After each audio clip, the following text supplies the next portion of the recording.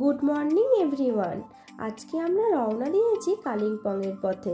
আগের পর্বে তো আপনাদেরকে দেখিয়েছি আমরা জুলুক থেকে নাথাং ভ্যালি, কুপুপ লেক, বাবার মন্দির হয়ে আড়িটারে এসে পৌঁছেছিলাম বিকেল 4:30 নাগাদ।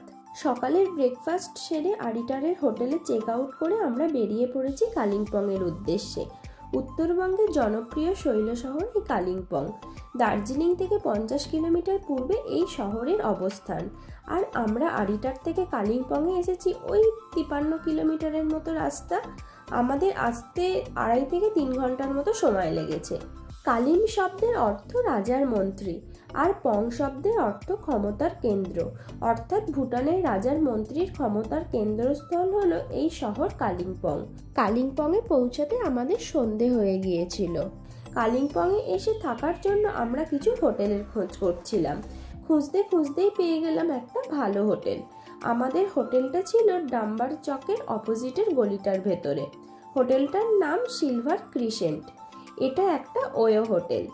আপনি এই হোটেলটা ওয়ো থেকে বুকিং করতে পারেন, কিংবা এখানে এসেও বুকিং করতে পারেন, অথবা ফোন নাম্বার দিয়ে দিচ্ছি ডেসক্রিপশন বক্সে, আপনারা চাইলে যোগাযোগ করে নিতে পারেন।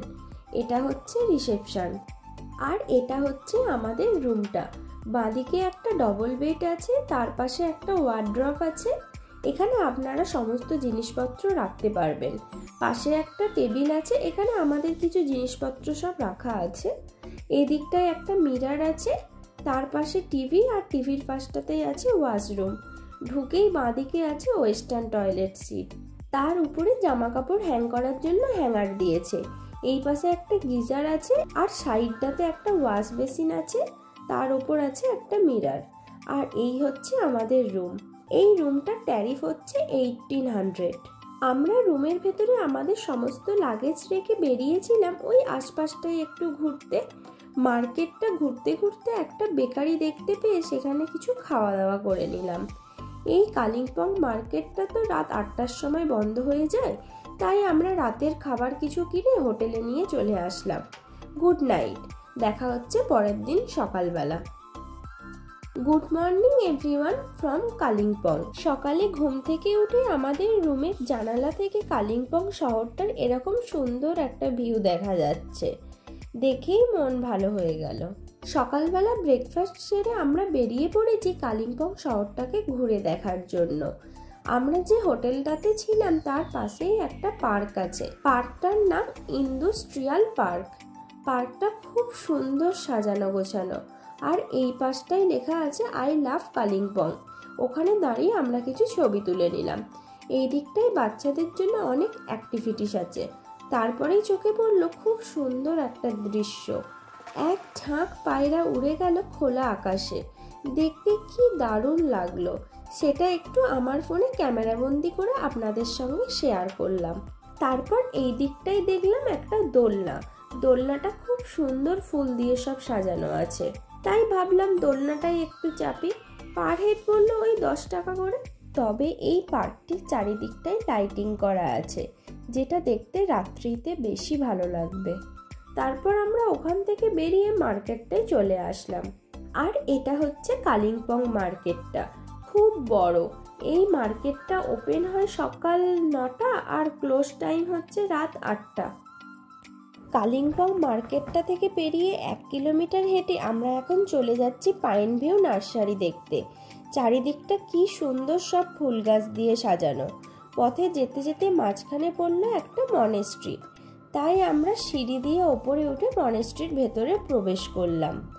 আকাশ পরিষ্কার থাকলে এখান থেকে কাঞ্চনজঙ্ঘাকে ভালোভাবে দেখা যায়। এখানে এগুলো সব নুডলস শুকোতে দিয়েছে।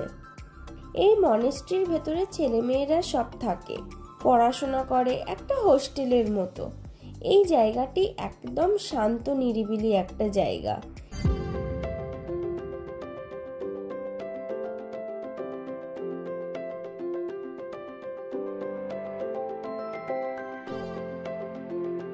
এবার মনেস্ট্রিটা থেকে বেরিয়ে কিছুটা হেঁটে আমরা এখন চলে যাচ্ছি পাইন ভিউ নার্সারি দেখতে। মার্কেটটা পেরিয়ে 1 কিলোমিটার হেঁটে আমরা প্রথমে চলে আসলাম পাইন ভিউ নার্সারি দেখতে। এটি একটি ক্যাকটাস নার্সারি নামেও পরিচিত। প্রবেশ মূল্য 20 টাকা। এখানে গাড়ি পার্কিং করারও জায়গা আছে। এই জায়গাটি পর্যটকদের ঘোরার জন্য একটি আকর্ষণীয় স্থান। 1971-এ এস্টাবলিশড এই নার্সারিতে আছে প্রায় 1500 বিরল প্রজাতির ক্যাকটাস। প্রায় 4 দশক ধরে সারা বিশ্ব থেকে নিরলসভাবে সংগ্রহ করা হয়েছিল এই ক্যাকটাসগুলি। 2 একর জায়গার উপরে গড়ে ওঠা এই নার্সারির ভেতরে কতগুলো ছোট ছোট রুম করা আছে। তার মধ্যে এরকম অজস্র প্রজাতির ক্যাকটাস হয়ে রয়েছে, যা দেখে অবশ্যই মন ভালো হয়ে যাবে। আপনারা চাইলে এই পাইন ভিউ নার্সারি থেকে বিভিন্ন ধরনের ক্যাকটাস কিনে নিয়ে আসতে পারেন। সমগ্র এশিয়াতে সবচেয়ে বেশি ক্যাকটাসের কালেকশন দেখা যায় এই পাইন ভিউ নার্সারিতে। এত রকম প্রজাতির ক্যাকটাস একসাথে এক জায়গায় উৎপাদন করার জন্য এই নার্সারিকে বেশ কয়েকটি ন্যাশনাল এবং ইন্টারন্যাশনাল পুরস্কারে পুরস্কৃত করা হয়েছে। ক্যাকটাস একটি শোভাময় এবং বহুবর্ষজীবী উদ্ভিদ হওয়ায় চরম পরিস্থিতিতে বিকাশ লাভ করে। এটির একটি বিশাল বাজার রয়েছে এবং এটি সাধারণত পার্কে এবং ল্যান্ডস্কেপিংয়ের জন্য ব্যবহৃত হয়। 2 একর এলাকা জুড়ে ছড়িয়ে থাকা এই নার্সারিটিতে উত্তর এবং দক্ষিণ আমেরিকা থেকে আমদানি করা বিরল এবং আকর্ষণীয় ক্যাকটাসের একটি চমৎকার প্রদর্শন রয়েছে। সারা বিশ্ব থেকে লোকেরা এই অনন্য নার্সারিটিতে এই ক্যাকটাসের দর্শনীয় প্রদর্শনের সাক্ষী হতে আসেন, যা চোখের জন্য সত্যি একটি ভিজুয়াল ট্রিট। পাইন ভিউ নার্সারির মধ্যেই আছে একটা রিসর্ট, যা কালিম্পংয়ে আসা ট্যুরিস্টদের থাকার একটা সেরা অপশন হতে পারে। এই পাইন ভিউ হোমস্টের এক একজনের খরচা থাকা ও খাওয়া নিয়ে 1200 টাকা করে পার ডে। আর এই পাইন ভিউ হোমস্টের কন্ট্যাক্ট নাম্বার আমি নিচে দিয়ে দিচ্ছি, আপনারা চাইলে যোগাযোগ করে নিতে পারেন। এই নার্সারির ভেতরেই রয়েছে ছোট্ট একটা খাবারের দোকান, যেখান থেকে আপনারা টিফিন করে নিতে পারেন।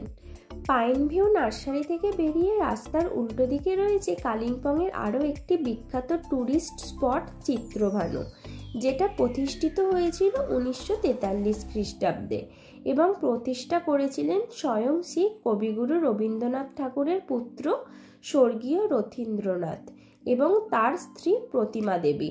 প্রতিমা দেবীর নামেই এই জায়গাটা ইজারা নেওয়া ছিল, কিন্তু দুর্ভাগ্যবশত কবিগুরু রবীন্দ্রনাথ ঠাকুর এই বাড়িটি দেখে যেতে পারেননি। তবে ওনার পুত্রবধূ প্রতিমা দেবী দীর্ঘকাল এই বাড়িতে বসবাস করেছেন। কালিম্পং বাজার থেকে মাত্র 1 কিলোমিটার গেলেই পড়বে এরকম সুন্দর একটা শৈলনিবাস। এই চিত্রভানুতে ঠাকুর পরিবারের কিছু দৈনন্দিন জিনিসপত্র ও আসবাবপত্র ছাড়া কবিগুরু রবীন্দ্রনাথের ব্যবহারের কিছু জিনিস এবং ওনার দুষ্প্রাপ্য কিছু ছবির নকল রাখা হয়েছে।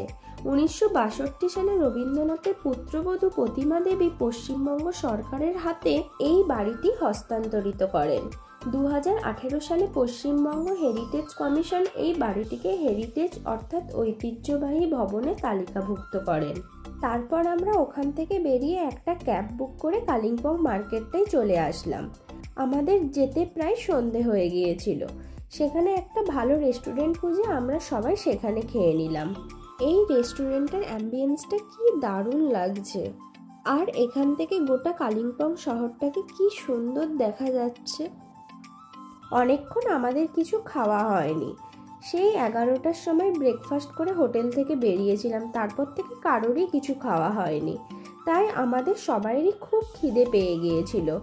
তাই আমরা একটু হেভি ফুড অর্ডার করেছিলাম, veg fried rice, chilli chicken আর ড্রাই চিলি ফিশ।